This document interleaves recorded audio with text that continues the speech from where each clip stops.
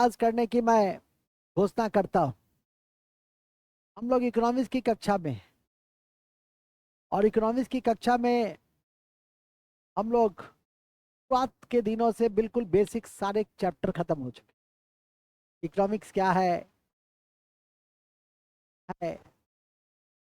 Economics, economy के बीच में difference है, इसी क्रम में इकोनॉमिक ग्रोथ, और फिर मेरे द्वारा कई अवधारणाओं को स्पष्ट किया गया, विशेषकर सेक्टर और कुछ टर्मिनोलॉजी, और राष्ट्रीय आय के कड़ी में जीडीपी, जीएनपी और एनएनपी, जीबीए ऐसी महत्वपूर्ण घटनाएं हैं। हमारी आज की कक्षा योजना से संबंधित है। योजना आपकी परीक्षा के लिए इम्पोर्टेंट है। विविधात अध्याय भी है, इकोनॉमिक्स अध्याय भी है। सभी बिंदुओं से जुड़ा हुआ कोई ना कोई प्रश्न। अभी भी मैंने किसी से पूछा था कि अच्छा बताओ जी, पीएम आशा योजना का संबंध किससे है, तो बताई भी कि महिला जो है, हाँ, किसान जो है उसको न्यूनतम समर्थन मूल्य मिले, उससे संबंधित है। बोइंग सुकन्या योजना, महिला विमानन के क्षेत्र में सशक्तिकरण हो, हाल ही में इस सब योजना की शुरुआत की है। उसी तरह से बिहार सरकार भी, जो प्रतिपक्ष के अभी नेता हैं तेजस्वी जी, वो एक योजना लाना चाह रहे हैं, माई बहन योजना। 2500 रुपया देंगे, हालांकि क्या देंगे तो भविष्य के गर्भ में है। कम नहीं दिया है, पूर्व में भी कम नहीं दिया है। राजनीतिक विश्वसनीयता संकट में है। मूल में आ जाइए। हो सकता है माननीय मुख्यमंत्री जी दीदिया योजना शुरू कर दें। आजकल लोकल नेम पर आधारित हम लोग क्या, दीदिया भी बहुत प्रसिद्ध शब्द है।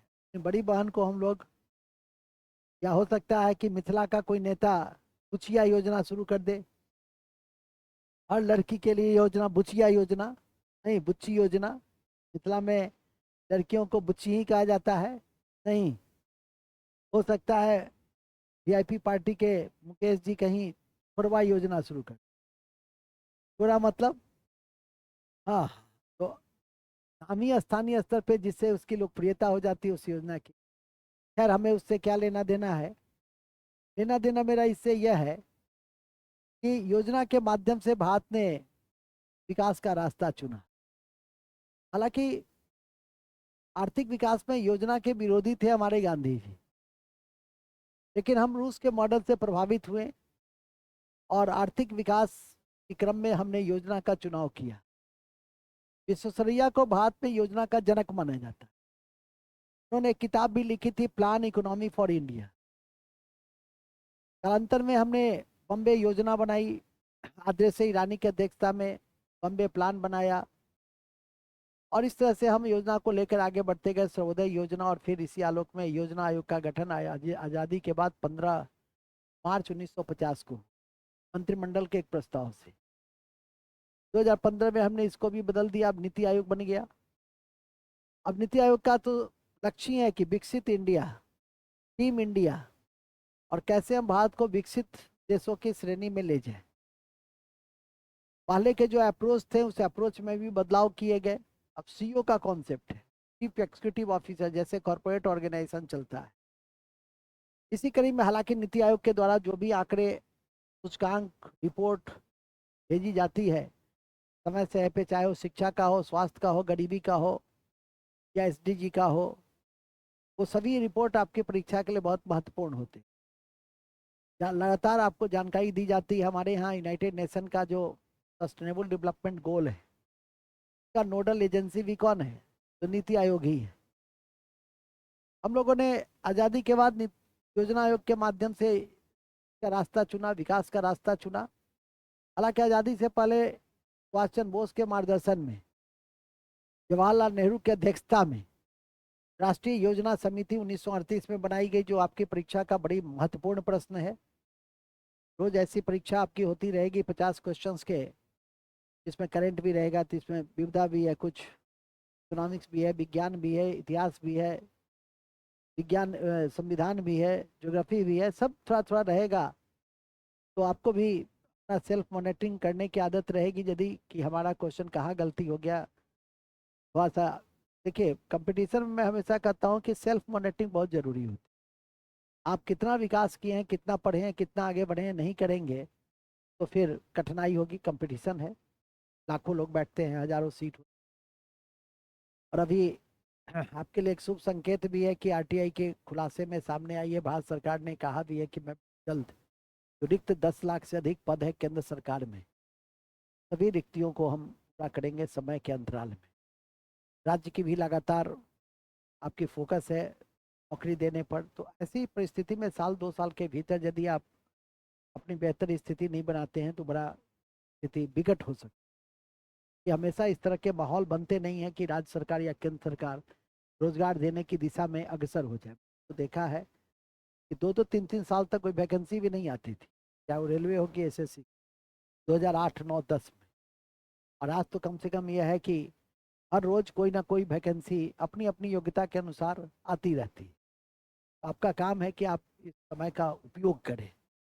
हमने बताया आपको कि योजना में मुख्यतः योजना जो 12 योजना बनी उसके विषय में थोड़ा बेसिक जानकारी होनी चाहिए, के विशिष्ट पक्ष को जानना चाहिए। और फिर नीति आयोग के द्वारा जो देश के आर्थिक विकास में जो योगदान दिए गए हैं, चूंकि अब पंचवर्षीय योजना का कॉन्सेप्ट समाप्त हो गया, अब हम लोग पर्सपेक्टिव योजना बनाते हैं, एनुअल प्लानिंग बनाते हैं, या यूं कहिए कि विशिष्ट योजनाएं बनाते हैं। जैसे अभी मैंने बताया कि बोइंग सुकन्या योजना, तो बोइंग सुकन्या योजना कहाँ पे हमने किया? विमान के क्षेत्र में महिलाएं काफी कमजोर स्थिति में, उसको बनाना है।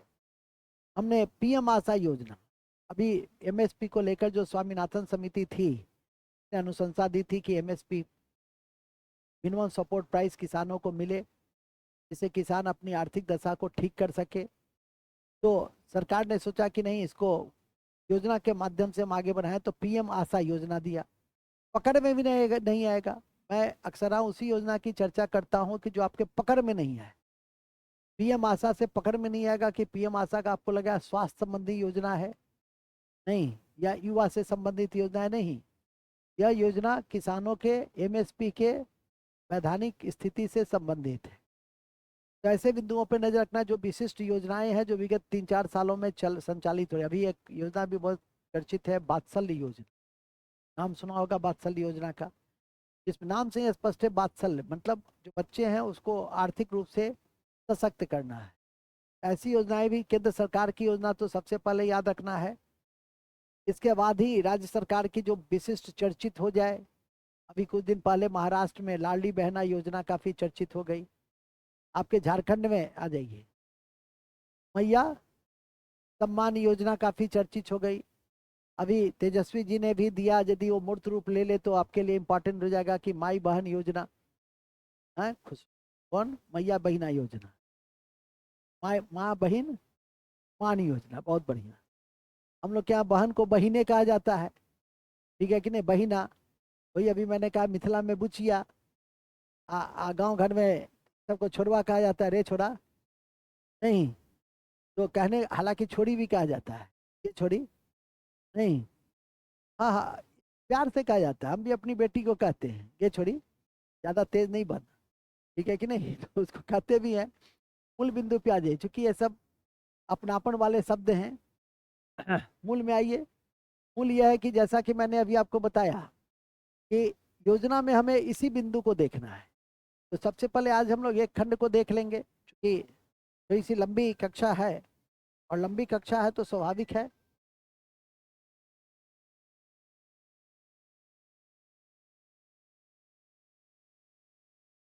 ठीक है, स्वाभाविक है कि हम इन बिंदुओं को देखने का प्रयास करेंगे। शुरुआत करते हैं हम लोग योजना से। देखिए योजना, योजना एक कार्यनीति है, यहीं से शुरू करो पहले। अरे उसमें क्या देखता है? हम इतना बड़ा मैंने 90 किलो का आदमी खड़ा है, तो हमको छोड़ करके वो 100 किलो, तुमको कम लग रहा है तो 100 किलो, ठीक है कि नहीं? हाँ, कितना 36? नहीं, ये तो माल न्यूट्रिशन का निशानी है। हाँ, 70 है, ठीक है। हाँ, कितना? 65 किलो, ठीक है, very good, thank you very much, आपने इतना अच्छा एस्टिमेट किया। हमारा वजन 68 किलो है, ठीक है।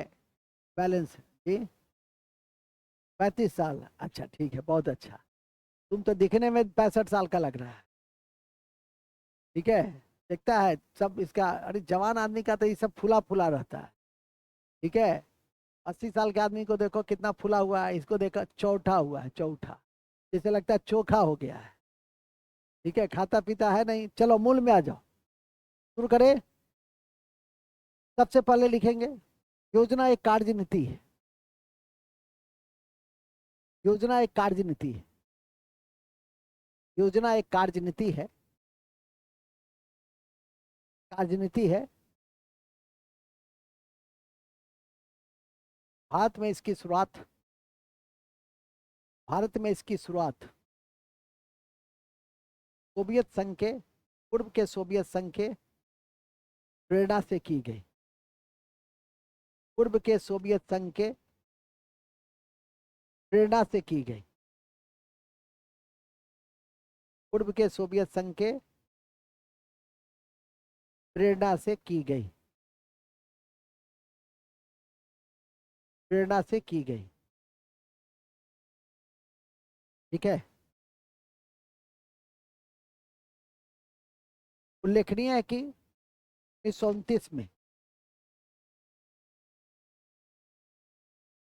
उल्लेखनीय है कि 1929 में, 1929 में विश्व आर्थिक मंदी, वॉल स्ट्रीट, विश्व आर्थिक मंदी, वॉल स्ट्रीट, वॉल स्ट्रीट, विश्व आर्थिक मंदी, वॉल स्ट्रीट के पृष्ठभूमि के आलोक में, के पृष्ठभूमि के आलोक में, के पृष्ठभूमि के आलोक में, पृष्ठभूमि के आलोक में योजना की अवधारणा सामने आई। योजना की अवधारणा सामने आई, ठीक है। योजना की अवधारणा सामने आई। तीन बातें याद रखना है। योजना की प्रेरणा कहां से मिला, और विश्व में योजना का जनक कौन सा देश था, रूस, ठीक है कि नहीं। ये दो बातें आप सबसे पहले याद रखिए। इसके बाद भारत ने कहां से इसको लिया, तो रूस से लिया।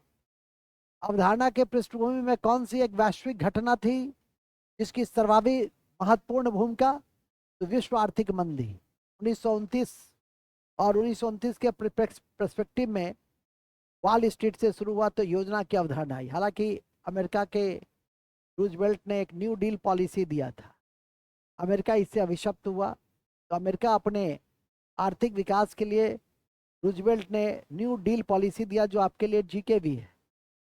हो सकता है कभी पूछ दे कि न्यू डील पॉलिसी का जन्मदाता कौन सा देश है, या किस राष्ट्रपति ने, किस देश के राष्ट्रपति ने न्यू डील पॉलिसी अपने आर्थिक विकास की कड़ी में दिया, या आर्थिक मंदी से निवारण के लिए। तो उसका नाम है रूजवेल्ट, अमेरिका, उसको याद रखिएगा। ये सब भी आपके छोटे बड़े तथ्य भी परीक्षा के दृष्टि से महत्वपूर्ण होते हैं। गरीबी हटाओ का नारा इंडिया में इंदिरा गांधी ने दिया, और वो सिविल सेवा की परीक्षा में ब्रिटेन में पूछा गया कि किस देश में गरीबी हटाओ का नारा किस प्रधानमंत्री ने दिया।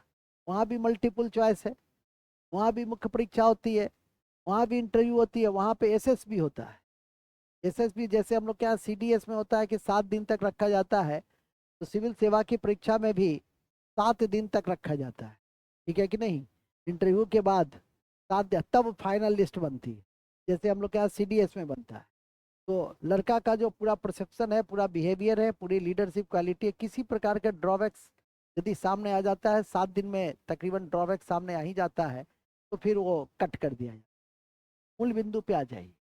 तो मूल बिंदु क्या है, जैसा कि मैंने अभी आपको बताया कि कुछ महत्वपूर्ण घटनाएं होती हैं, उसको याद है। जैसे बांग्लादेश का जो अर्थशास्त्री थे महबूब साहब, उन्होंने ग्रामीण बैंक के माध्यम से, एसएजी के माध्यम से गरीबी दूर करने पे बल दिया, और गरीबी दूर भी हुई बांग्लादेश में। ठीक है कि नहीं। तो उसमें वो महबूब साहब की बड़ी भूमिका हो गई। तो इस तरह से अमर्त्य सेन कल्याणकारी अर्थशास्त्र के जनक, विश्व के हर देश की परीक्षा में चाहे बगाहे पूछे जा सकते हैं। तो हर देश का क्वेश्चन तो उपलब्ध भी नहीं होता है, अपने ही देश में कई राज्य के क्वेश्चन उपलब्ध नहीं हो पाते हैं, ठीक है कि नहीं।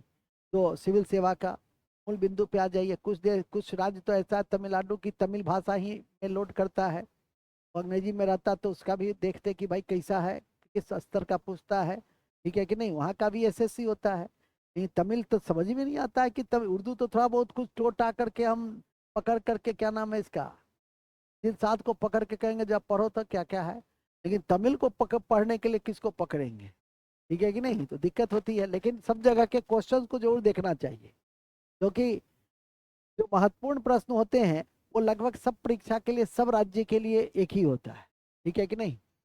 तो ध्यान रखिए। अब तो ऑब्जेक्टिव का चौथा दशक चल रहा है। तकरीबन हर प्रश्न जो ट्रेडिशनल प्रश्न है और महत्वपूर्ण, वो पूछे जा चुके हैं। अब उसको पूछने के तरीके क्या है, लैंग्वेज थोड़ा सा बदला है।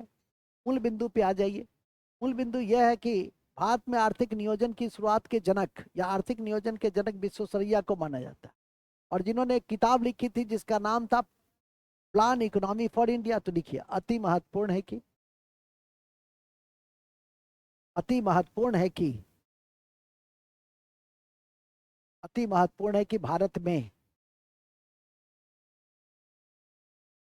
योजना के जनक, योजना के जनक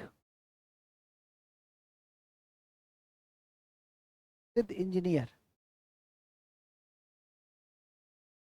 प्रसिद्ध इंजीनियर मैसूर के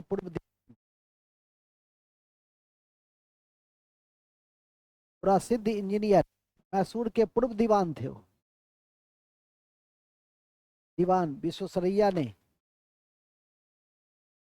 विश्वेश्वरैया को माना जाता है, विश्वेश्वरैया को माना जाता है। का पूरा नाम था मोक्ष गुंडम विश्वेश्वरैया। विश्वेश्वरैया को माना जाता है। उन्होंने प्लान इकोनॉमी फॉर इंडिया नामक पुस्तक भी लिखी। उन्होंने प्लान इकोनॉमी फॉर इंडिया नामक पुस्तक भी लिखी। प्लान इकोनॉमी फॉर इंडिया नामक पुस्तक भी लिखी। प्लान इकोनॉमी फॉर इंडिया नामक पुस्तक भी लिखी। प्लान इकोनॉमी फॉर इंडिया नामक पुस्तक भी लिखी। याद रखिएगा। कौन सी पुस्तक लिखी, कौन सी पुस्तक लिखी?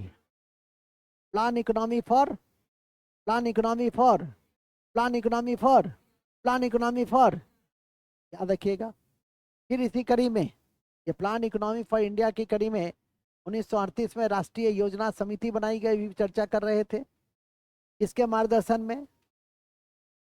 सुभाष चंद्र बोस के मार्गदर्शन में। किसके अध्यक्षता में? लिखिएगा, भूलेंगे नहीं, भूलेंगे नहीं, भूलेंगे नहीं कि सुभाष चंद्र बोस के मार्गदर्शन में, सुभाष चंद्र बोस के मार्गदर्शन में,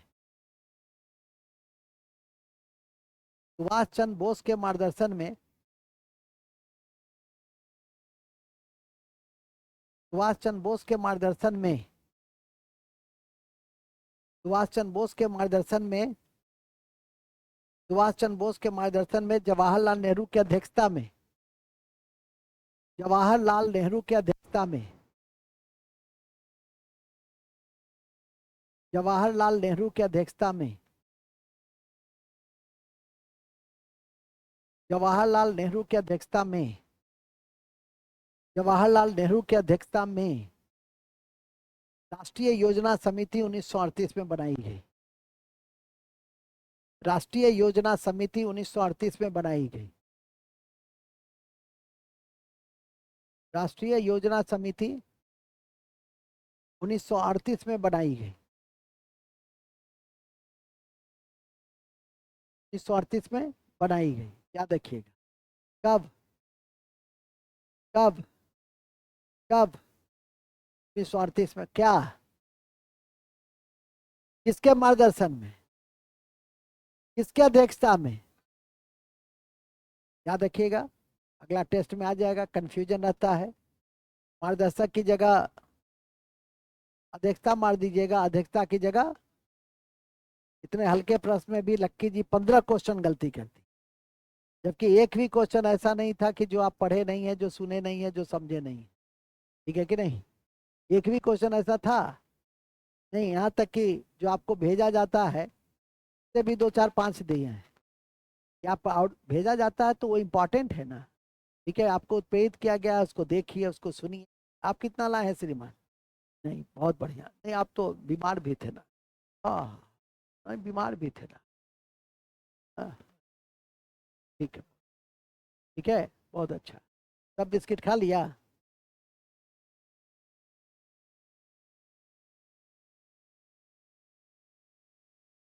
ठीक है। तो ये आपका अपना फैक्ट्री? नहीं तो ये अपना फैक्ट्री में बना था? अच्छा, वो खरीद के नहीं लाए थे?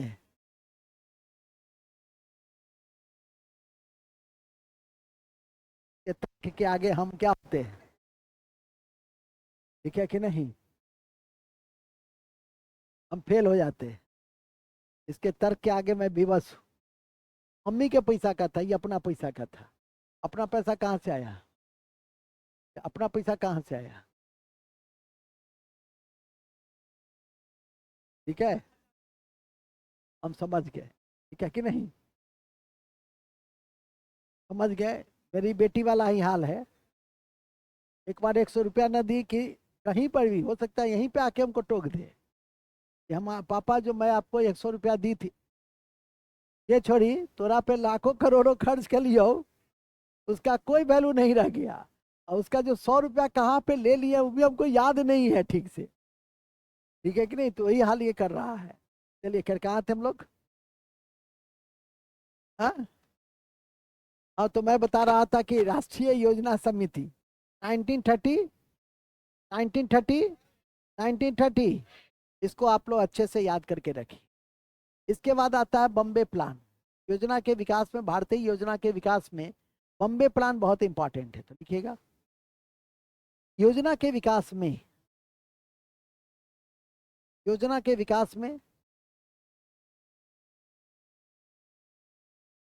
आद्रेसिर ईरानी की अध्यक्षता में, आद्रेसिर, आद्रेसिर ईरानी के अध्यक्षता में 1944 में मुंबई के 8 उद्योगपतियों ने, मुंबई के 8 उद्योगपतियों ने, मुंबई के 8 उद्योगपतियों ने एक प्लान दिया, एक प्लान दिया। ठीक है, मुंबई के 8 उद्योगपतियों ने एक प्लान दिया। ठीक है, ठीक है, क्या दिया? कहा कि अध्यय संरचना पे ज्यादा खर्च करना है। इंफ्रास्ट्रक्चर, जो सोशल इकोनॉमिक इंफ्रास्ट्रक्चर है, अब तो आप लोग सब लोग जानते होंगे सोशल इंफ्रास्ट्रक्चर क्या होता है। तो शिक्षा, स्वास्थ्य, मनोरंजन पे खर्चा सामाजिक अध्यय संरचना है।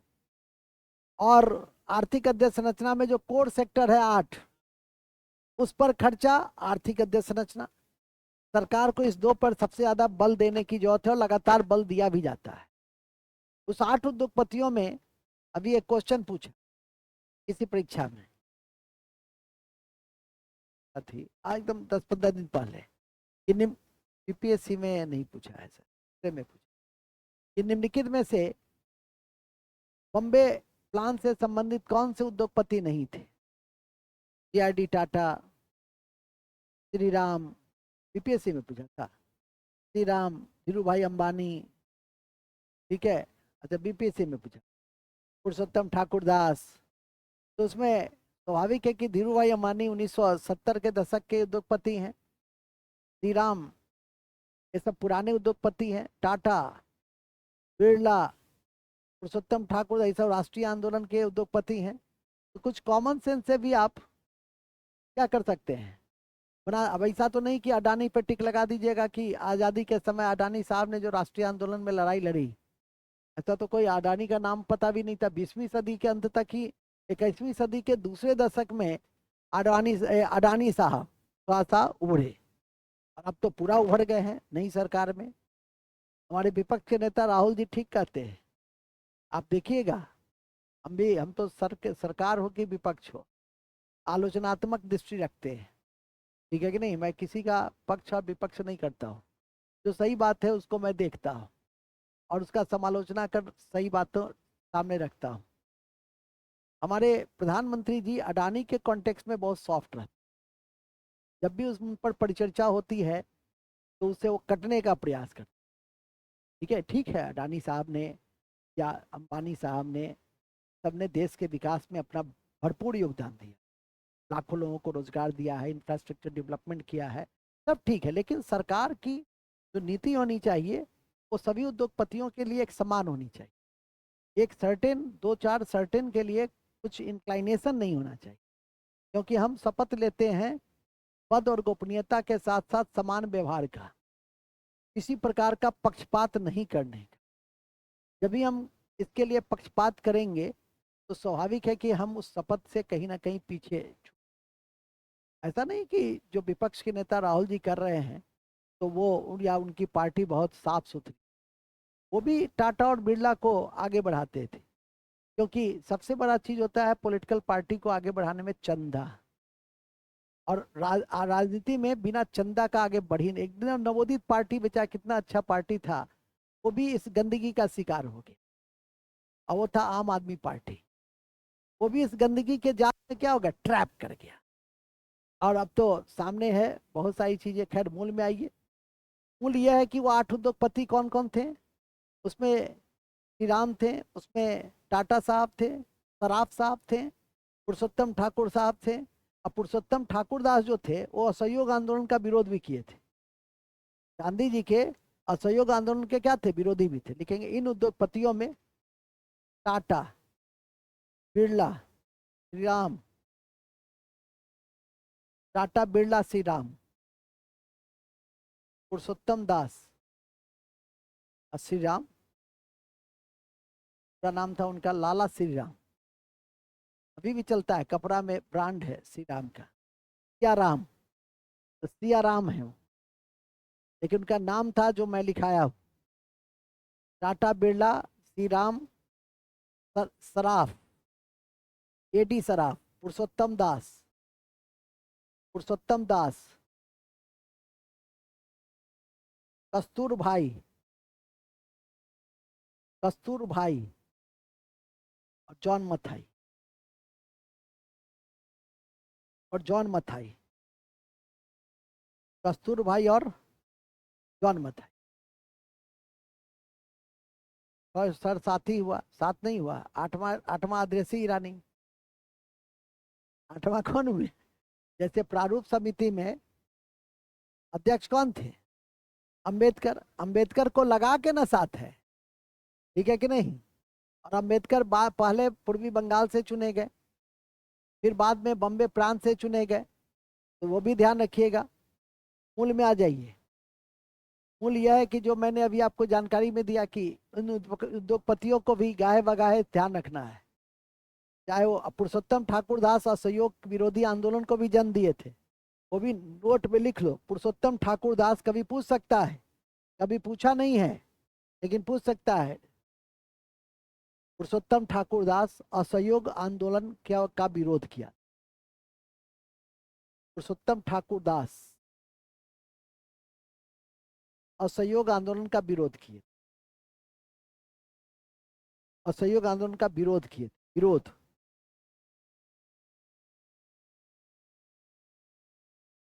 क्या किया था, विरोध किया था, किसका,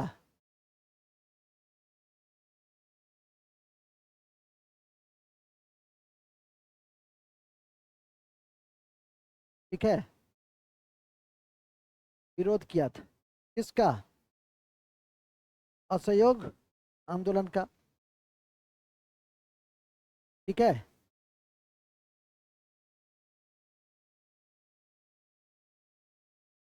ये सब आपकी परीक्षा के दृष्टि से क्या है, बहुत महत्वपूर्ण है। नेक्स्ट,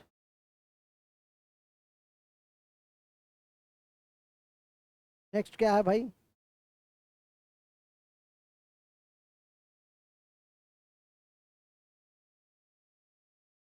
कहाँ थे हम लोग? हाँ, किससे है? असहयोग आंदोलन, असहयोग आंदोलन विरोधी से। चलिए, इसके अलावा और कौन सी योजना थी जो आजादी से पहले दिया गया, फिर लिखेंगे।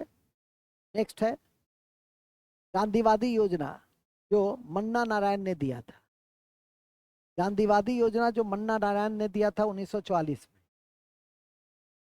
1944 में गांधीवादी योजना, गांधीवादी योजना जो मन्ना नारायण ने दिया था। ठीक है, जो मन्ना नारायण ने दिया था। ओके, तो याद रखिएगा। देखते हैं,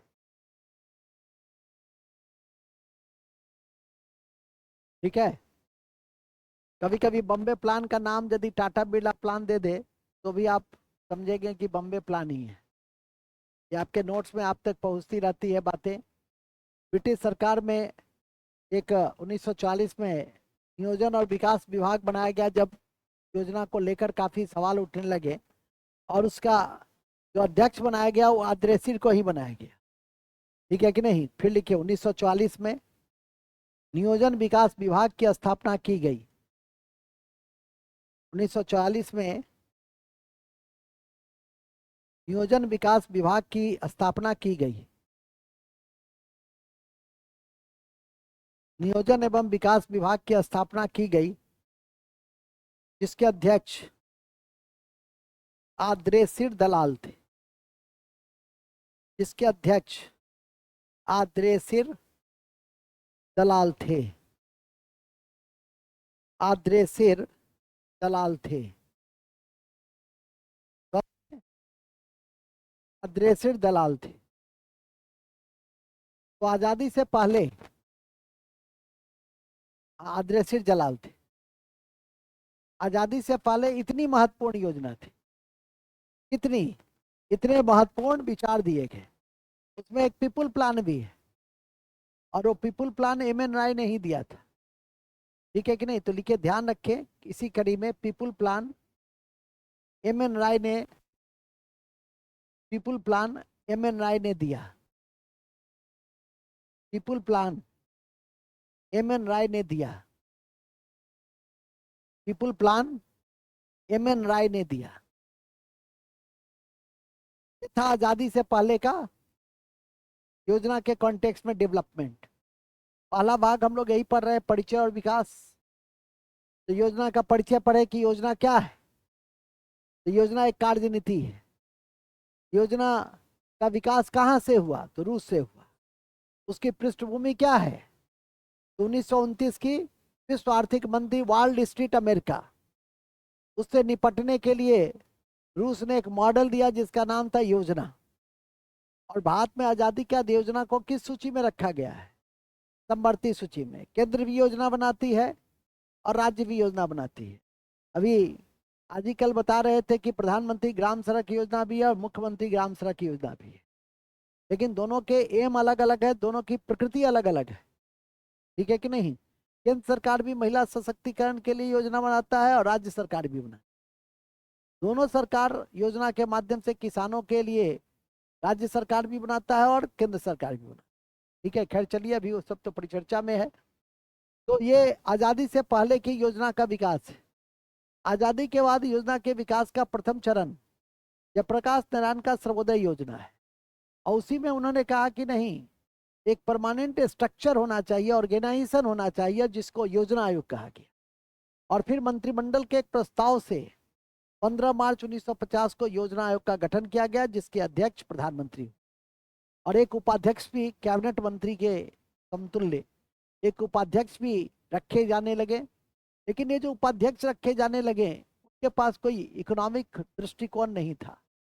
आर्थिक दृष्टिकोण के अभाव के कारण रिटायर्ड पॉलिटिशियंस को रखे जाते थे, ऐसे पॉलिटिशियन जिनके पास कोई इंथुइज्म नहीं था, हमेशा वो एक्टिव पॉलिटिक्स की ओर ही जाना चाहते थे, रहते थे, मंत्री बनना चाहते थे, ठीक है कि नहीं। योजना आयोग के उपाध्यक्ष में उनको लगता था कि मेरी पूछ कम हो गई है, लेकिन कालांतर में फिर हमने उन सबसे सीखा, और 2015 में जब नीति आयोग बनाया, इस पद को ही डिवेल्यूट कर दिया और इसको हमने रिसफल कर दिया। अब हम उपाध्यक्ष बनाते हैं तो किसी पॉलिटिशियन को नहीं बनाते हैं, हम बनाते हैं तो इकोनॉमिक जानकार, जो आर्थिक जानकार हैं, जिनका 40-50 साल का अनुभव है, राष्ट्रीय और अंतर्राष्ट्रीय स्तर पे जिनको विशेषज्ञता प्राप्त है, उन्हें हम सीईओ बनाते हैं, उपाध्यक्ष बनाते हैं। अध्यक्ष तो वही है मॉडल में, अध्यक्षता तो प्रधानमंत्री ही करेंगे, लेकिन उपाध्यक्ष मैं तो देखता हूँ कि जब नीति आयोग की बैठक होती है, पहले योजना आयोग की बैठक होती थी, तो प्रधानमंत्री बोलते थे, उधर उपाध्यक्ष महोदय सोते हुए पाए जाते थे, ठीक है कि नहीं। लेकिन आज का यदि आप देखिएगा नीति आयोग की बैठक टीवी पे, तो प्रधानमंत्री जब बोलते रहते हैं तो नीति आयोग के उपाध्यक्ष कॉपी कलम लेके, डायरी लेके रहते हैं और एक एक बातों को नोट करते रहते हैं।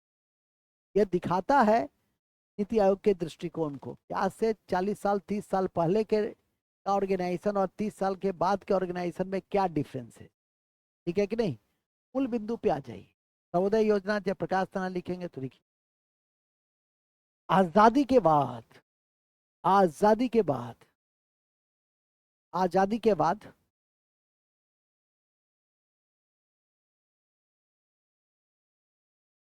जयप्रकाश नारायण ने, जयप्रकाश नारायण ने 1950 में सर्वोदय योजना का प्रकाशन किया, सर्वोदय योजना का प्रकाशन किया।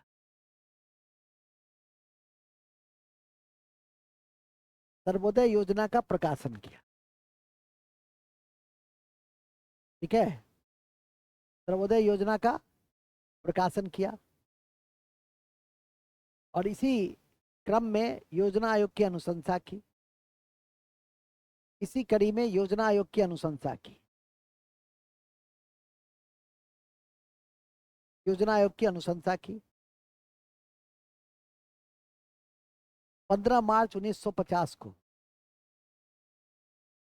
15 मार्च 1950 को,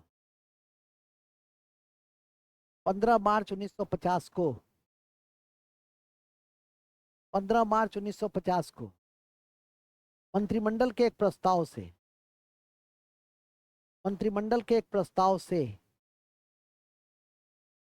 मंत्रिमंडल के एक प्रस्ताव से, मंत्रिमंडल के एक प्रस्ताव से योजना आयोग का गठन हुआ, योजना आयोग का गठन हुआ, योजना आयोग का गठन हुआ, ठीक है। कब? 15 मार्च, किस योजना के अनुशंसा पर?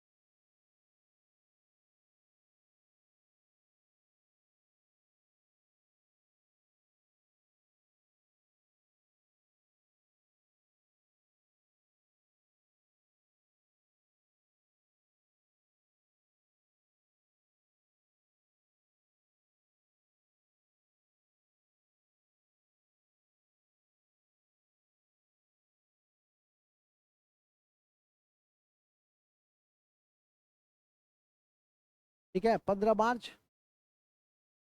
इसके अध्यक्ष लिखेंगे, इसके अध्यक्ष, इसके अध्यक्ष प्रधानमंत्री को बनाया गया और प्रथम उपाध्यक्ष,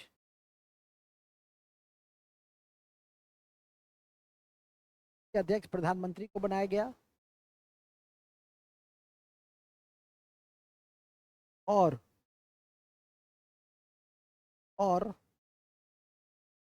प्रथम उपाध्यक्ष गुलजारी लाल नंदा थे।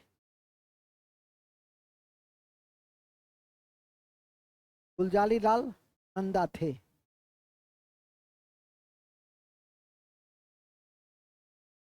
ठीक है। 1 जनवरी नेक्स्ट, अति महत्वपूर्ण है कि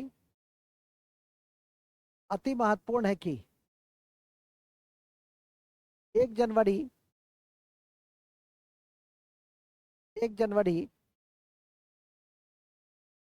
2015 को 1 जनवरी 2015 को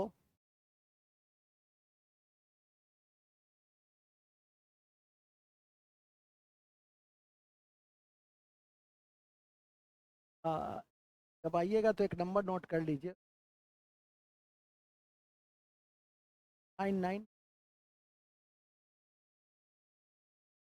551 52 654। क्या आइएगा तो उसमें कहाँ थे हम लोग? 1 जनवरी 2015, 1 जनवरी को नीति आयोग का गठन किया। नीति आयोग का गठन किया गया। नीति आयोग का गठन किया गया। अध्यक्ष प्रधानमंत्री, अध्यक्ष प्रधानमंत्री, एक उपाध्यक्ष, एक उपाध्यक्ष,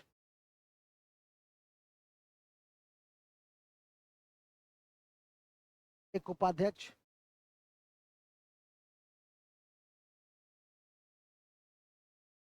एवं एक सीईओ, एवं एक सी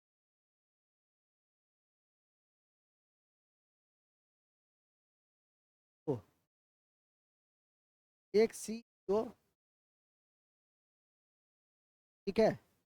एक सी एवं 4 पूर्णकालिक सदस्य, 4 पूर्णकालिक सदस्य, पूर्णकालिक सदस्य, 4 पूर्णकालिक सदस्य होते, सदस्य होते। ध्यान रखिए कि वर्तमान में उपाध्यक्ष कौन है? सुमन बैरी। वर्तमान में उपाध्यक्ष सुमन बैरी।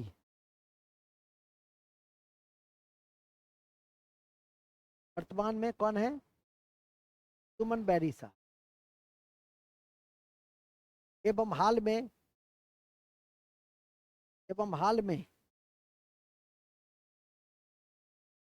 मंत्री, कृषि मंत्री को पदेन सदस्य बनाया गया है। पदेन सदस्य बनाया गया है एवं पूर्णकालिक सदस्य के रूप में पदेन सदस्य अधिकतम 4 हो सकते और पूर्णकालिक सदस्य के रूप में बीके सारस्वत, रमेश चंद्रा,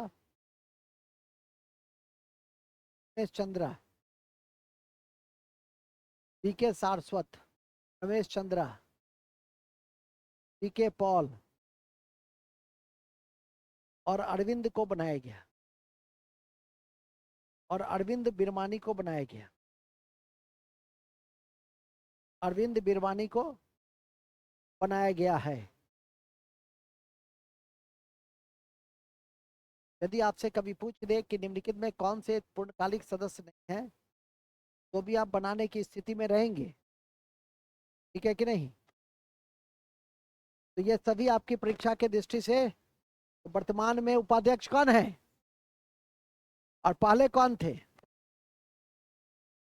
नहीं, पहले योजना नालंदा। और याद रखिए, ध्यान रखिए, सुन लीजिए, बहुत इंपॉर्टेंट फैक्ट बता रहा हूं कि योजना आयोग, अरे अरविंद बिरवानी लिखो ना, क्या दिक्कत है? मूल चीज जानो ना, अरविंद बिरवानी छूट गया, कोई अरविंद याद रहेगा? वो तो याद रहेगा नहीं, कॉपी किताब छपवाना है। जैसा कि मैं अभी बताने जा रहा हूँ कि उपाध्यक्ष की जो नियुक्ति है वो नियुक्ति प्रधानमंत्री ही करते हैं। कभी आपसे पूछ दे कि नीति आयोग या योजना आयोग के उपाध्यक्ष की नियुक्ति कौन करते हैं, तो राष्ट्रपति पर टिक नहीं लगा दीजिएगा, प्रधानमंत्री पे ही टिक लगाना है, तो नोट में लिख दीजिए योजना आयोग ऑब्लिक, योजना आयोग ऑब्लिक ऑब्लिक नीति आयोग। जब नीति आयोग हो गया, नीति आयोग के उपाध्यक्ष की नियुक्ति, ये उपाध्यक्ष की नियुक्ति, ये उपाध्यक्ष की नियुक्ति, ये उपाध्यक्ष की नियुक्ति, अध्यक्ष की नियुक्ति कौन करते हैं? प्रधानमंत्री के द्वारा किया जाता है।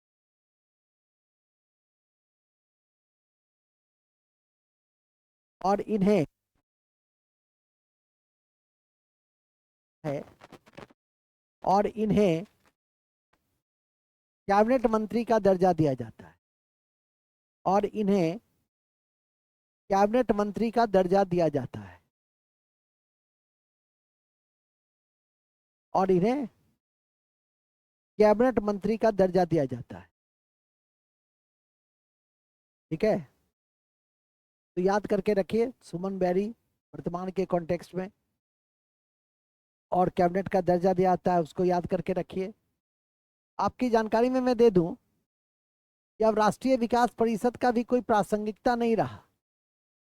पहले योजना आयोग के बाद, क्योंकि योजना आयोग में सभी राज्यों के मुख्यमंत्री को हमने सम्मिलित नहीं कर पाए, तो हमने एक संस्था बनाई जिसका नाम था राष्ट्रीय विकास परिषद। और एक संथानम साहब थे जिन्होंने भारत में पहला भ्रष्टाचार के समिति की अध्यक्षता की थी, और संथानम समिति के रिपोर्ट के आलोक में ही आपकी जानकारी, संथानम समिति के रिपोर्ट के आलोक में केंद्रीय सतर्कता आयोग का गठन हुआ था 1964 में, विजिलेंस कमीशन ऑफ इंडिया। और दूसरा, इस संथानम साहब ने ही राष्ट्रीय विकास परिषद परिषद को एक समय सुपर कैबिनेट कहा था। और जब सुपर कैबिनेट कोई टिप्पणी कोई बड़ी संस्था बड़े समिति के द्वारा दे दी जाए तो आपके लिए बड़ा इंपॉर्टेंट हो जाता है। जैसे एक बार सुप्रीम कोर्ट ने कहा कि सीबीआई को पिंजरा का तोता है, और वो परीक्षा में पूछा जाने लगा, पिंजरा का तोता किसने कहा, किस संस्था के लिए कहा? तो सीबीआई के लिए कौन कहा? सर्वोच्च न्यायालय ने कहा। योगिंदर सिंह उस समय, जिस समय यह टिप्पणी की गई, योगिंदर सिंह सीबीआई के डायरेक्टर थे, आईपीएस ऑफिसर रहे। और योगिंदर सिंह ने किताब भी लिखा जो एक जमाने में काफी चर्चित किताब थी, जिसका नाम था द इनसाइडर, जिसमें सीबीआई से लेकर अपने पुलिस में के महकमे में जो उन्होंने काम किया था 40 साल, उस अनुभव को उस किताब में उन्होंने पिरोया था। तो कभी कभी इस तरह की टिप्पणी यदि कोई संस्था कर दे तो जरूर ध्यान रखिए किस संस्था ने किया, किसके कॉन्टेक्स्ट में किया, वो भी आपकी परीक्षा के दृष्टि से क्या हो जाता है, महत्वपूर्ण हो जाता है। अभी आप देखे होंगे कि बीपीएससी में एक क्वेश्चन आया था कि यूनेस्को में, यूनाइटेड नेशन में फिलिस्तीन को लेकर एक प्रस्ताव का अनुमोदन कितने देश ने नहीं किया। तो ऐसे क्वेश्चन भी आपके लिए क्या हो जाता है, कितने देश ने किया, कितने देश ने नहीं किया, भारत का क्या एटीट्यूड रहा। तो जब समाचार, ये सब कभी आप ये कल्पना भी नहीं कर सकते हैं कि किसी मैगजीन में मिल जाएगा। समाचार पत्र पढ़ने की आदत होगी तो कठिनाई नहीं होगी। अभी आपको मैं बता दूं कि अभी बम्बे एयरपोर्ट बना है, और विश्व का सबसे अत्याधुनिक, जिसमें ऊपर तो है ही, नीचे जो आपका ये मेट्रो कनेक्टिविटी है, बुलेट कनेक्टिविटी, वो सब उसमें जुड़ा हुआ है। विश्व का सबसे अत्याधुनिक पोर्ट बनाया गया है, जो लंदन के हिथ्रो पोर्ट, याद रखिएगा, एक हिथ्रो पोर्ट भी लंदन में, कॉपी के ऊपर में लिख लीजिए, लंदन में हिथ्रो पोर्ट, लंदन में हिथ्रो पोर्ट, लंदन का कौन सा पोर्ट? हिथ्रो पोर्ट, लंदन का हिथ्रो पोर्ट। ठीक है, कहाँ है? लंदन में है, उससे भी आधुनिक बनाया गया कौन, बॉम्बे का एयरपोर्ट। खैर अभी हम वहाँ पे नहीं, हम पेपर पे हम हैं, ठीक है कि नहीं। पेपर से भी बहुत सारी चीज़ों को सीख सकते, जैसे अभी प्रधानमंत्री जी कुवैत गया, देखे होंगे पेपर में, कुवैत गए, 43 साल के बाद कोई प्रधानमंत्री कुवैत गए, और कुवैती दिनार सबसे मजबूत मुद्रा है, एक कुवैती 200 रुपये के बराबर है। और आपकी जानकारी में मैं दे दूं कि वहां जब वो पहुंचे तो वहां के शासक ने, सुल्तान ने प्रधानमंत्री को रामायण और महाभारत का अरबी अनुवाद दिया है। और ये जो अरबी अनुवाद दिया है, ये भी परीक्षा में पूछेगा कि रामायण और महाभारत का अरबी अनुवाद किसने किया, किसने किया, वो भी पेपर में है, लिखा हुआ है, ठीक है। और वो अरबी अनुवाद किया है अब्दुल्ला अल वरून। अब्दुल्ला अल वरून ने क्या किया, रामायण और महाभारत का, आप चिंता ना करें, कल सुबह होते होते, क्या कहाँ गया वो, रात के 11:41 पे पहुंच जाएगा, ठीक है कि नहीं। 11 बजे के, मेरा सब कुछ फिक्स रहता है, रूटीन मेरा एकदम बहुत नियमित रहता है। वो तो बीच में थोड़ा सा उल्टा पुल्टा हो गया है, ठीक है कि नहीं। नहीं तो रूटीन मेरा तो ऐसा था, 11 बजे यदि हमको वॉइस टाइप करना है तो 11 बजे ही वॉइस टाइप करते थे। कोई गेस्ट हो, कोई आए हो, उससे हमको बहुत ज़्यादा, हाँ, पूरा सम्मान भाव ये सब प्रदर्शन करने का, चुपचाप वहाँ से घसक करके अपना नीचे आ गए, अपने दलान पे आ गए। मेरा दलान तो यही है, ठीक है कि नहीं। तो स्पष्ट है, देखते हो एकदम सर्टेन टाइम में ही वो चीज़ जाता है, मूल में आ जाइए। तो नहीं भी लिखिएगा तो भी पहुंच जाएगा कि रामायण और महाभारत का अरबी अनुवाद अब्दुल्ला अल बरून साहब ने किया है। इसीलिए इसके लिए ही कहता हूँ ना कि रोज समाचार पत्र पढ़िए, रोज समाचार पत्र पढ़िएगा तो कभी दिक्कत हो ही नहीं सकती। तो सर आप जो भेजते हैं, चूंकि आप तो नमक खाए हैं हम लोग का, तो आप क्या करेंगे तब, जब हम लोग पढ़ ही लेंगे तो आप क्या करेंगे, नहीं नहीं वो तो हाँ ही, श्रीमान का मैं, सरदार का मैं नमक खाया हूँ, नमक खाया हूँ, तब ने इस गधे को 12 बजे दिन में आया है, और फिर भी मैं कहा कि आइए आइए आइए, स्वागत किया है। नमक नहीं खाया रहता, चीनी खाया रहता, तो फिर मैं इसका क्या हाल करता वो तुम लोग समझ सकते हो, ठीक है कि नहीं। पहले का लड़का हमको चीनी खिलाता था, अब का लड़का नमक खिलाता है, चूंकि हमको शुगर हो गया है, ठीक है कि नहीं। इतना दिल खोल के हंस रहा है, शर्म नहीं आती है, कक्षा छोड़ करके हंसता है, ठीक है। कौन काम है, पढ़ाई से बढ़ के कोई काम नहीं है, हमसे बड़ा आदमी नहीं हो तुम, समझेगा नहीं समझा। हम यहाँ से जब जाते हैं तो अपने बहुत बड़ा आदमी हम रहते हैं, समझा कि नहीं समझा। सबसे ठीक से हम ठीक से देखते भी नहीं है, प्रणाम क्या, हाँ ठीक है ठीक है ठीक है। बात समझा कि नहीं समझा, ठीक है कि नहीं। कहता है सर काम था, पूर्वक।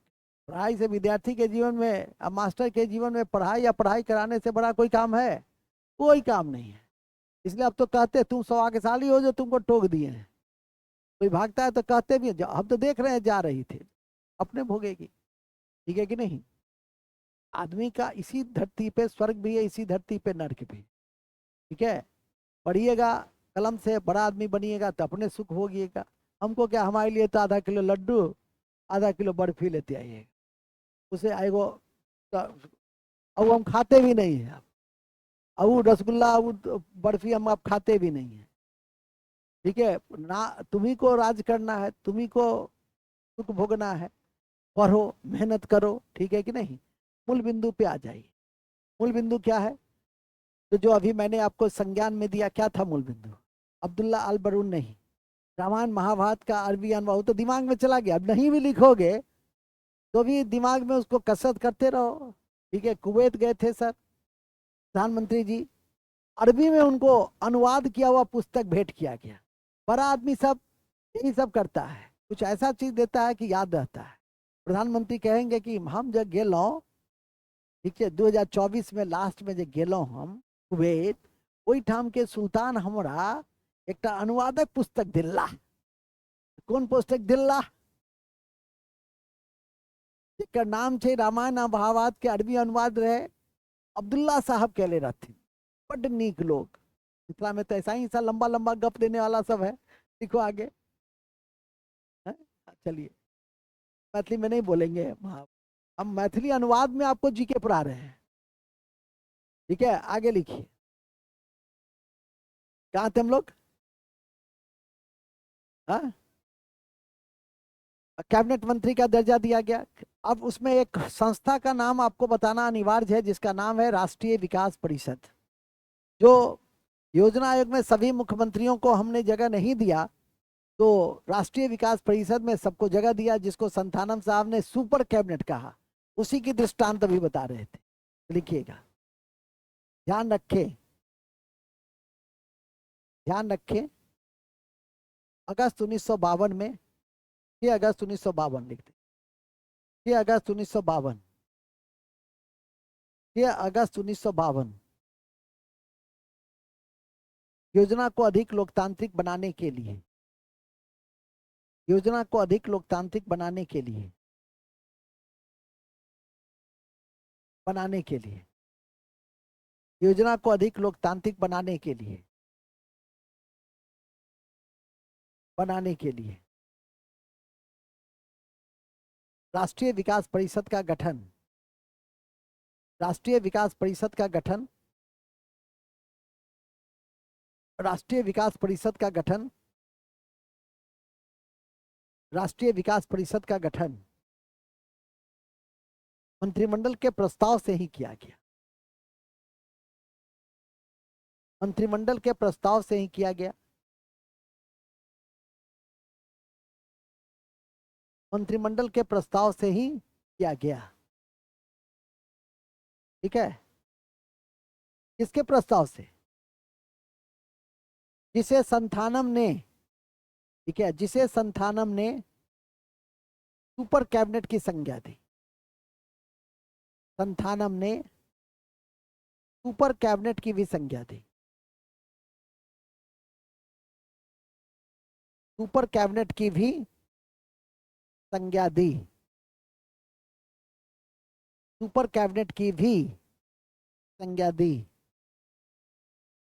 ठीक है, ये भी एक गैर संवैधानिक आयोग था, क्योंकि मंत्रिमंडल के प्रस्ताव से इसका भी गठन हुआ था।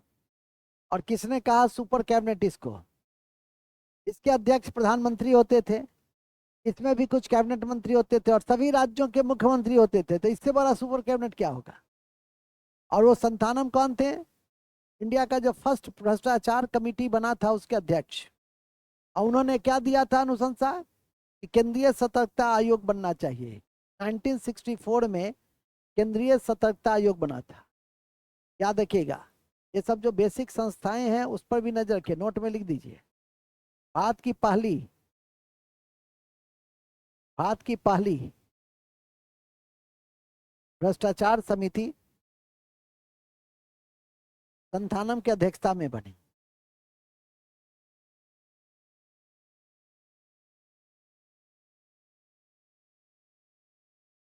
ठीक है, और संथानम की अध्यक्षता में बनी। इन्हीं की अनुशंसा पर, इन्हीं की अनुशंसा पर, इन्हीं की अनुशंसा पर केंद्रीय सतर्कता आयोग 1964 में बना।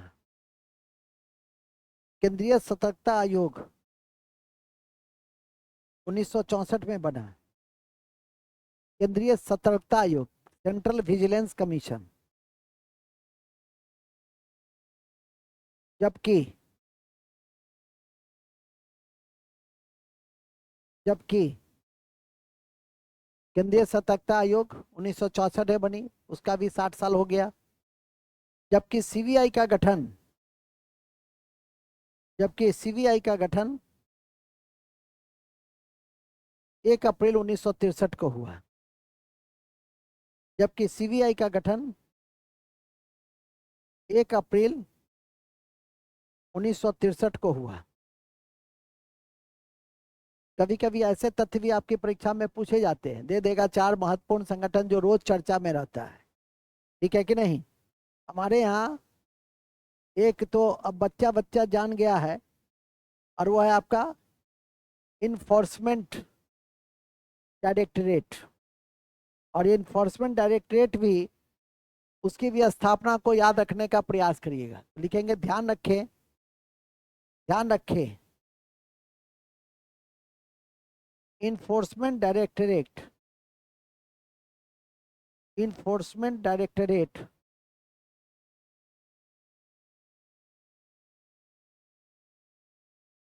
की स्थापना,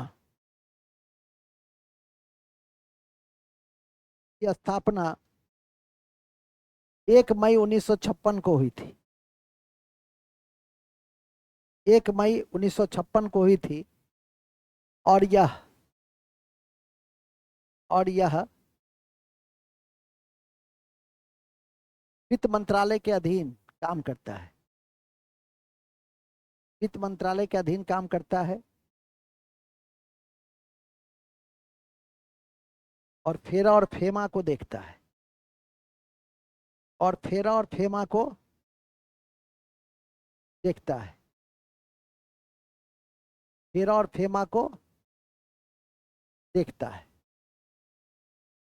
फेरा फेमा समझते हैं क्या होता है? फेरा, याद रखिएगा, फेरा पहले होता था फेरा। फेरा नाम ही से फेरा था। फेरा में फेरा लगता ही था। फॉरेन एक्सचेंज रेगुलेटिंग एक्ट 1973 में था ये। तो जो अधिक मुद्रा को रखे हुए रहता, विदेशी मुद्रा को, आपके यहाँ छापा मारा, 1 लाख फॉरेन एक्सचेंज मिला, कहाँ से आया भाई? तो उसको देखता था। बाद में ये फेरा में भले ही क्या है कि फेरा लग जाता था, दंडात्मक कार्रवाई होती थी।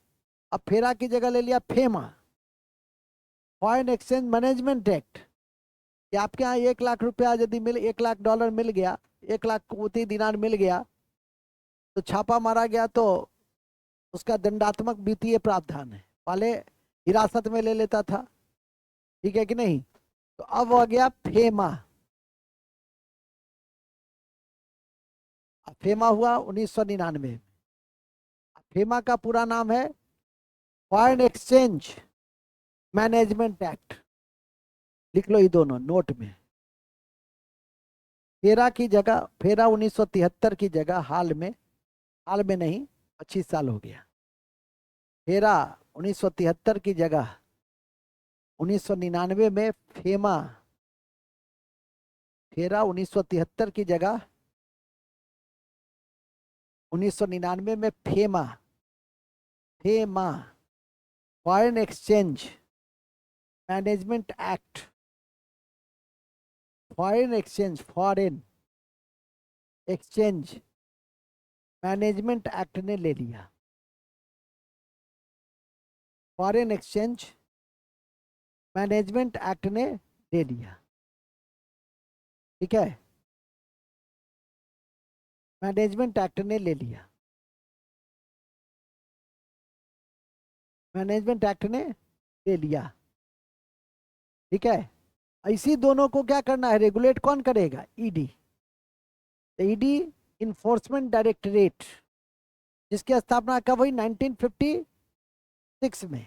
1963 में सीबीआई, 1964 में सीवीसी, सेंट्रल विजिलेंस कमीशन। तो कभी आपको आ जाए नहीं, या स्थापना के आधार पर कालक्रम के अनुसार सजाए हैं 1 2 3, तो आपको याद रहना चाहिए कि ईडी पहले हुआ, फिर सीबीआई हुआ, फिर सीवीसी हुआ, ठीक है कि नहीं? ऐसा नहीं कि उल्टा उल्टा बना के आ जाइएगा। तो इसलिए ऐसे तथ्य भी आपके लिए बहुत महत्वपूर्ण होते हैं। कालक्रम के अनुसार सजाइए, या सुमेलित करने में ही दे दे, हिलाने डुलाने में, तो वहां पर भी काम आ जाएगा कि याद रहेगा ईडी 1956, सीबीआई 1963 और सीवीसी 1904। ये तीनों ऐसे हैं कि रोज चर्चा में रहते हैं। और ऐसे तथ्यों पे तो मैं कहता भी हूँ कि लगातार आप नियंत्रण रखिए। जैसे आप कुवैत गए, प्रधानमंत्री कुवैत गए, तो वहां पर उनको किस रूप में सम्मान दिया गया, तो वो भी उसमें से जी के तलाशिए, ठीक है? आप कहिए कि श्रीमान, आप जो पढ़ते हैं, हम लोग जो पेपर पढ़ते हैं उसमें तो कुछ रहता है, और उसमें रहता अंदर पढ़िए, अंदर हर समाचार पत्र में लिखा हुआ मिलेगा ही कि रामायण और महाभारत का अरबी अनुवाद उनको गिफ्ट किया गया, और अब्दुल्ला अल बरून ने उसका अनुवाद किया था, रहेगा ही। जो भी अंग्रेजी का समाचार पत्र पढ़िए या दिलखुश साहब उर्दू का पढ़िए, मिलेगा ही। हो सकता है उर्दू में नहीं मिले, लेकिन हिंदी अंग्रेजी में मिल जाए। हो सकता है कि उर्दू में नहीं मिले, हिंदी अंग्रेजी में मिल जाए। चूंकि अंग्रेजी में तो निश्चित रूप से मिलेगा, चूंकि अंग्रेजी पत्रकारिता का लेवल आज भी बहुत अच्छे है। और उसमें कॉम्पिटेंट लोग जाते हैं। और हिंदी पत्रकारिता में थोड़ी से उसकी तुलना में थोड़ा कमजोर स्थिति आप देखते भी हैं। स्थानीय स्तर पर हिंदी पत्रकार सही ढंग से शुद्ध शुद्ध लिखने में भी उन्हें कई बार कठिनाई हो जाती है, ठीक है कि नहीं। आज पहले लोग कहता था कि समाचार पत्र से अपनी भाषा का संवर्धन कीजिए, लेकिन आज मैं नहीं कहता हूँ, और कहता भी हूँ तो कहता हूँ कि एडिटोरियल चुपचाप पढ़िए, उसमें जो लिखने वाले लोग हैं वो ज़्यादा योग्य होते हैं। लोकल न्यूज़ जो लिखता है, नहीं कि दो आदमी आपस में मारपीट किए, पुलिस ने सनहा दर्ज किया, ठीक है, तो वो सब न्यूज़ मत पढ़िए। वो सब लोकल न्यूज़पेपर, लोकल जो आपका रिपोर्टर है वो लिखते हैं, और उनकी भाषा में वो ताकत नहीं होती है जो एडिटोरियल पढ़ने वाले एडिटोरियल बोर्ड के जो सदस्य होते हैं उनकी ताकत है। तो इसलिए उन सब चीज़ों को ध्यान में रखिए। खैर मूल में आइए, तो हमने अभी आपको बताया राष्ट्रीय विकास परिषद, हमने इसी क्रम में संथानम की जिक्र किया, और संथानम की कड़ी में हमने सीबीआई, ईडी और सीवीसी के विषय में ही बताया। मैं आपको बता दूं कि इसी कड़ी में आप इस बात को भी ध्यान रखेंगे कि हमारे इस नीति आयोग का क्या काम है, ठीक है कि नहीं। तो थोड़ा सा एक आध दो लाइन जरूर लिख लीजिए, तो लिखेंगे नीति आयोग के काम। नीति आयोग के काम, सबसे पहला काम यही है कि राष्ट्रीय एजेंडा तैयार करना और सहकारी संघवाद को बढ़ावा देना। राष्ट्रीय एजेंडा तैयार करना किस चीज के लिए? विकास के लिए। और सहकारी संघवाद को बढ़ावा देना।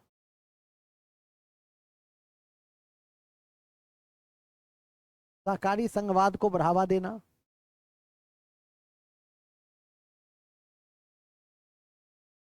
सहकारी संघवाद को बढ़ावा देना। तकनीक के आधुनिकीकरण, तकनीक के आधुनिकीकरण, तकनीक के आधुनिकीकरण और क्षमता निर्माण पे बल। तकनीक के आधुनिकीकरण और क्षमता निर्माण पे बल,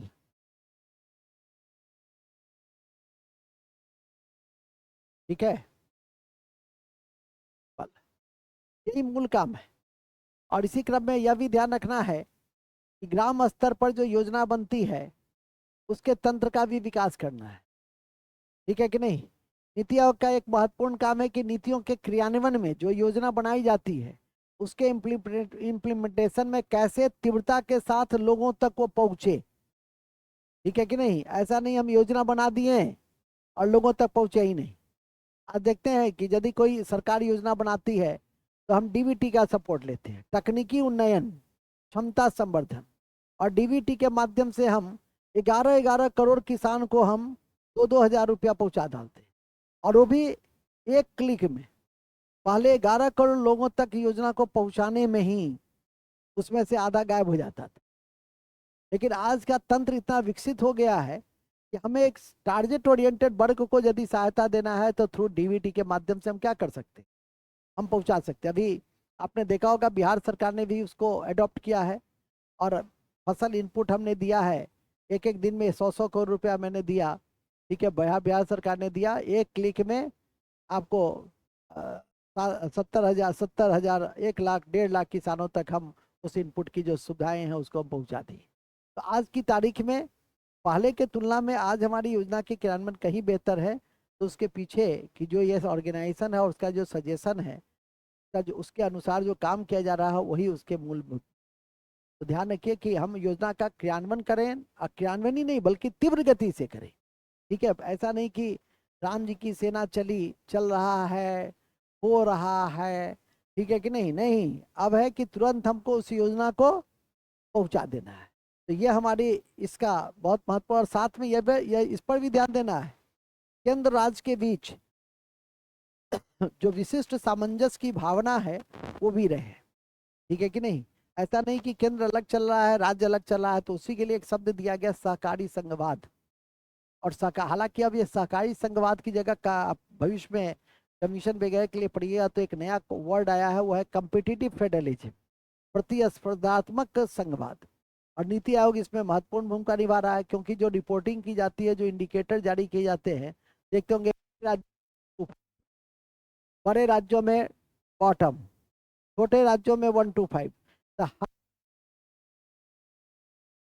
रहेगा। आपके समक्ष ये डाटा रहेगा 1 2 3 कौन है, तो आपको भी आपके अंदर प्रतिस्पर्धा की फीलिंग आएगी कि नहीं आएगी, कि हम विकास की दौर में पीछे छूट रहे हैं। यदि सही अभी मैंने बताया कि लक्की यादव प्रथम इंडिकेटर में, नहीं सोहन सिंह द्वितीय, सावन कुमार तृतीय, तो ये जो आपका है, तो जो द्वितीय तृतीय रहेगा, जो नीचे रहेगा, उसमें कहीं ना कहीं कम्पिटिटिव स्पिरिट आएगी। ठीक है कि नहीं, उन लोग को 10 बच्ची को छोड़कर, कि कोई निपुण हो उससे हमें क्या लेना देना, वो अपना 12 11, वो तो ऐसे भी आंख बंद के नहीं भी पढ़ोगी, 50 क्वेश्चन है तो ये भर दोगी तो 12 नंबर आ ही जाएगा। हम तुमको एकदम जनरल टिप्स दे रहे हैं। ठीक है, क्यों इतना मेहनत इतना माथा लगाती है 12 नंबर के लिए? 12 नंबर तो आप ऐसे ही सोए रहिएगा, नहीं भी पढ़िएगा, यहाँ घर पे ही रहिएगा तो 12 नंबर आना तो पक्का है। और 100 में 20 नंबर आना, 25 नंबर आना, क्यों? कोई एक बी भर दीजिए, 20 नंबर पक्का है, पक्का। अब इससे ज्यादा कोई टिप्स दे कि कैसे मारे तुक्का? ठीक है कि नहीं, इससे बढ़िया कोई टिप होगा? ठीक है, मूल बिंदु पे आ जाइए। जो पढ़ते हैं तो आगे बढ़ने की दिशा में जो मैक्सिमम हो सके तो मेहनत कीजिए, उसमें मेहनत दिखाई नहीं देता है। खैर आपका तो खैर दूसरा, आप ये जितनी बातें हम कर रहे हैं आपको छोड़ कर रहे हैं।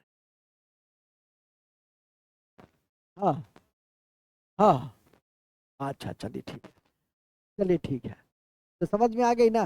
तो याद रखिएगा काम क्या है। अब आइए प्रकार, दिखवाएंगे नहीं प्रकार, क्योंकि प्रकार बड़े स्तर के लिए है। हमारे देश राज्य और बाजार के आधार पे योजना के जो है उसको कई भागों में बांटते हैं। एक आदेशात्मक है, एक निर्देशात्मक है, लेकिन कॉन्सेप्ट जरूर जान लीजिए। आदेशात्मक वाले में राज्य की भूमिका महत्वपूर्ण होती है, और निर्देशक वाले निर्देशात्मक इंडिकेटिव प्लानिंग, जो फ्रांस का मोनेट प्लान है उससे प्रभावित, उसमें हम डायरेक्शन नहीं देते हैं, उसमें टारगेट दे देते हैं, इंडिकेट कर देते हैं। पहले के बाप की तरह नहीं, पहले का बाप हर चीज पे कंट्रोल करता था, आज का बाप पैसा दे देता है, टाइम दे देता है 2025, ध्यान रखना। 2025 के बाद ना मैं तेरा बाप ना तू मेरा बेटा, डायलॉग दे दिया, भगा दिया। 2025 के बाद आप पैसा मांगने जाते हैं तो क्या पापा कह के नहीं जाते हैं, रामचरित्र कहाँ हो? ठीक है कि नहीं, रामचरित्र कहाँ हो? ठीक है, क्योंकि 2025 बीत चुका होता है, 2024 बीत चुका होता है, जो टाइम ड्यूरेशन है। आशा इन बातों को समझ, इसी को कहते हैं इंडिकेशन। इसी को क्या कहते हैं? इंडिकेशन। मतलब इंडिकेशन में इंडिकेट कर देता है मोटे तौर पे, और आपको उस पर जो निजी क्षेत्र है वो उस पर काम करता रहता है। आज देखते हो सड़क बना दिया, आप पीपीपी मॉडल में वसूलने के लिए दे दिया, टोल टैक्स, प्लाजा, नहीं नया नया कॉन्सेप्ट आ गया। तो सरकार पैसा की उगाही भी कर लेती है, और पैसा सरकार के पास तो पैसा ही, उसके आधार पे सड़क भी बना लेती है। पहले ऐसा नहीं, पहला सरकार ही, राज्य ही प्रमुख केंद्र में रहता था। आज आदेशात्मक की जगह निर्देशात्मक होगी। इसी के साथ है लक्ष्य प्राप्ति के आधार पर स्ट्रक्चरल नियोजन होता है, और दूसरा होता है फंक्शनल नियोजन। ठीक है कि नहीं? इसी क्रम में प्रक्रिया के आधार पर सेंट्रलाइजेशन होता है, डिसेंट्रलाइजेशन होता है। आज की जितनी भी योजनाएं हैं उसमें डिसेंट्रलाइजेशन के तत्व हैं, क्योंकि सहकारी संघवाद को बढ़ाना है। राज्य की भूमिका के साथ साथ पंचायत की भूमिका भी महत्वपूर्ण होती। पहले केंद्र सरकार क्या करता था, एक योजना लागू किया, इसको फॉलोअप किया नहीं, आज क्या करता है कि पैसा दे दिया और कहा क्या कि आप अपनी योजना बनाइए आपके राज्य में। हाँ ये मॉडल है, इस मॉडल में आपके राज्य में किस किस चीज की आवश्यकता है उसके आधार पर बनाइए। क्योंकि सेंट्रलाइजेशन और डिसेंट्रलाइजेशन के कॉन्सेप्ट में अंतर ही यही है कि सेंट्रलाइजेशन में निर्देश ऊपर से नीचे जाएगा, और डिसेंट्रलाइजेशन में क्या होता है, निर्देश नीचे से ऊपर जाएगा। पंचायती राज डिसेंट्रलाइजेशन का सबसे अच्छा मॉडल है, क्योंकि पंचायती राज क्या है, ग्रास रूट लेवल पे हम सोचते हैं, उसको क्रियान्वित करते हैं। बिहार जैसे उत्तर प्रदेश राज्य में तो बड़ी कठिनाई है पंचायती राज, क्योंकि यहाँ का समाज ही विभाजित है। ठीक है कि नहीं, बहुत ज्यादा जागरूकता नहीं। लेकिन दक्षिण भारत में आप पंचायती राज को देखिएगा तो आपको देखकर बड़ी खुशी होगी कि कितने आसानी से बड़ी जो पुल पुलिया है, जो योजनाएं हैं, उसको ले करके सड़कों की स्थिति अच्छी, मैंने गांव में रहने का आपको मन करेगा, बाहर के गांव में आ जाइएगा। ठीक है, वो तो हमारे यहाँ मुख्यमंत्री का जो सेंट्रलाइज्ड जो व्यू है उसके आधार पे आज सड़क पहुंचा है, बहुत सारी चीजें गांव तक पहुंची है। ठीक है कि नहीं? लेकिन फिर भी जो काम पंचायती राज का था वो काम पंचायती राज नहीं कर पाता है। 29 कार्य सूची है 243 जी के अनुसार। आर्टिकल 243 जी के अनुसार पंचायती राज को कितनी कार्य सूची है? 29 सूची है। और उस 29 में वो सही ढंग से आधा भी नहीं करता है। ठीक है कि नहीं? आप लोग को एक संस्मरण भी सुनाते हैं कि मनीगाछी में मैं गया, वहाँ का मुखिया पूरा लंबा लंबा दे रहा था, तालाब नहीं साफ रही है, फलना चिलना, बुरा वीडियो को अपना हड़काए हुए था, जो होता है राजनीति भाषा में। ठीक है, मैं गया, मैं सुना, इधर आइए। तालाब साफ करना कभी पढ़े हैं? मुखिया कितना दिन हुआ है बने हुए, कि उसको उसका उसी की भाषा में क्लास शुरू किए। हम तो ऐसे भी मास्टर आदमी हैं। ठीक है कि नहीं? तो बताएं कि जब 3 महीना से 4 महीना से आप मुखिया हैं, आपको कितना कार्य सूची मिला हुआ है? और उस कार्य सूची में जो तालाब का शुद्धिकरण है, ये कौन करेगा? वीडियो। वीडियो साफ करेंगे तो आपका क्या उपयोगिता है? सिग्नेचर करने का, पैसा बजाने का? आप ही का ही काम है। मारा सब जनता सब ताली। ठीक है कि नहीं? क्योंकि उसकी सार्वजनिक जो है उसकी पूरी कक्षा हो गई, तो आशा है समझ रहे होगे। तो जो काम उनका है वही काम वो नहीं करता है। ठीक है कि नहीं? मूल बिंदु पे आ जाए तो हाँ, आपने ये पढ़ा सेंट्रलाइजेशन और डिसेंट्रलाइजेशन की अवधारणाओं को समझने का प्रयास किया कि सेंट्रलाइजेशन क्या है और डिसेंट्रलाइजेशन क्या है। फिर इसी क्रम में एक होती है अवधि के आधार पे, तो अवधि के आधार पे होती है एनुअल प्लानिंग, होती है 1 वर्ष के लिए बनता है। दूसरा 5 वर्ष के लिए बनता है। तीसरा पर्सपेक्टिव बनता है। पर्सपेक्टिव मतलब 15 साल। हमको गरीबी दूर करना। देखते हो हम लोगों ने नीति बनाई 2070 तक जीरो कार्बन, कि वो 10 साल 5 साल में संभव नहीं है, वो 40 साल लगेंगे, 45 साल लगेंगे। 2070 तक हमको, 2025 में टीबी उन्मूलन। हमने टाइम फिक्स कर दिया है। अब हर समस्या का टाइम फिक्स कर दिया। इसी को कहते हैं पर्सपेक्टिव प्लानिंग। इसको क्या कहते हैं? Perspective planning. और उस टाइम फ्रेम में हम जो योजना बनाते हैं उसी को कहते हैं दीर्घ अवधि की योजना। तो यही योजना का प्रकार है जिसको आपको जानना है, समझना। हम लोग आजकल नीति आयोग के माध्यम से 1 वर्षीय योजना भी बनाते हैं, हम लोग 7 वर्षीय योजना भी बनाते हैं, हम लोग 15 वर्षीय योजना भी बनाते हैं, उससे ऊपर की भी योजना बना रहे हैं। अब देखते हो 5 वर्ष की योजना नहीं, अब हर साल योजना देखते होगे, बजट में योजना कार्यक्रम देखते होगे। ठीक है कि नहीं? तो इस तरह से आप उन चीजों को जानने और समझने का प्रयास करते हैं। तो ये कक्षा का पहला भाग था, जो बेसिक भाग था कि योजना का परिचय क्या है, योजना क्या है, कहाँ से हमने इस मॉडल को लिया और योजना का भारत में विकास कैसे कैसे हुआ, उसकी तथ्यात्मक और अवधारणात्मक जानकारी मैंने आप तक पहुंचाई।